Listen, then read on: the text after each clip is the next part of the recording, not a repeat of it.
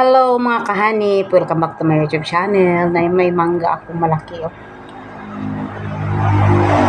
Anong pangalan to mangga? May Russian mango ako. May mas malaki pa nito kaso yung pinili ko yung medyo malitlit para kasi maano sa timbang eh. Ano to eh, kalahating kilo. Ayan, isang piraso binili ko. Tikman natin kasi hindi daw to maasim. Kaya gusto kong matikman ang mangga na Russian mango. Ang haba.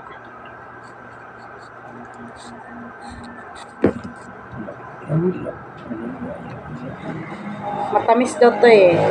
Kahit hilaw siya. Yung manibalang.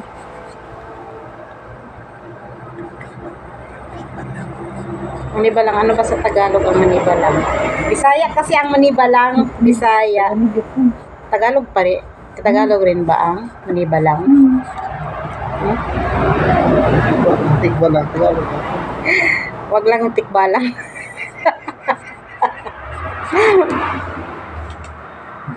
Hindi pa ako nakasuklay katapos ko lang naligo eh. Tikman natin. Kasi hindi pa ako nakatikim nito. Ang ano ko lang kadalasan nakakain ng mangga yung Indian mango. Ano pa ba yung ibang mangga? Mangga papaya.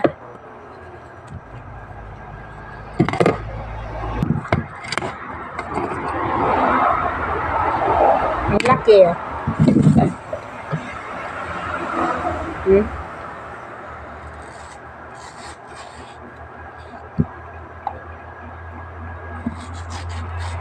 Asin lang. Asin lang ang ano ko nito.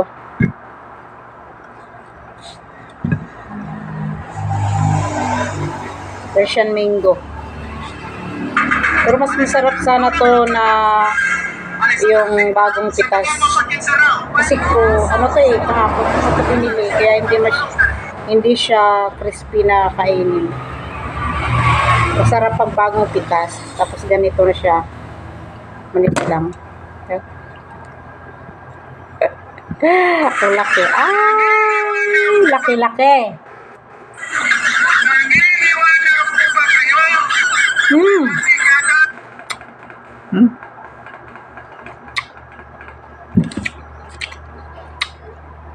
Mas masarap siya sa Indian mango. Yung Indian mango, pag kinakain mo, parang walang lasa, parang kamuti lang siya na hindi mo malasahan ng sarap ba mangga ba yun? Ano? Ito mas masarap.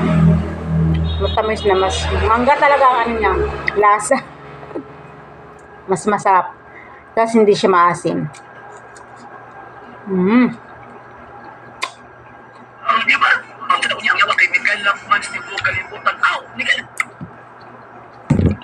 Kain. Kahit wala ng asin. Kain tayo. Kahit walang asin, masarap.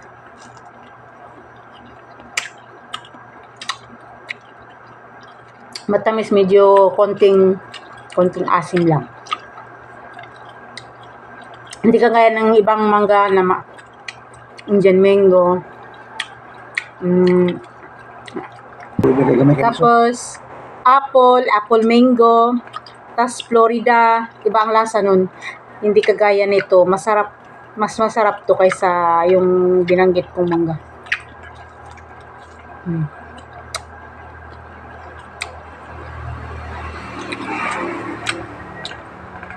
Sa mga hindi pa nakasubscribe na aking YouTube channel,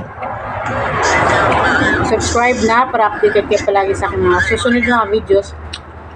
Hanip OFW Mix Vlog. Bye bye. Thank you for watching.